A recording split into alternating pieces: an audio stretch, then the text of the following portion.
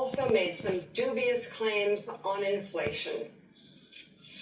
Their policies drove up energy prices, pushed up grocery costs, and drove the necessities of life out of reach for millions and millions of Americans. They've never had anything like it. We suffered the worst inflation in 48 years, but perhaps even in the history of our country. They're not sure.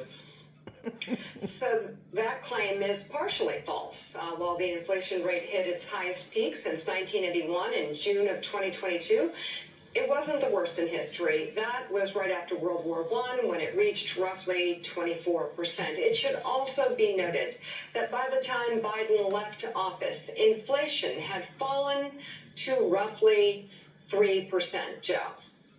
And again, I guess we have to point all this out. I mean, I think our viewers are smart enough to know it, but again, America's economy was the envy of the world, and our inflation rate lower than almost all of our allies. Let's bring in right now former Treasury official and Morning Joe economic analyst Steve Ratner. Steve, I get it. It's so elementary.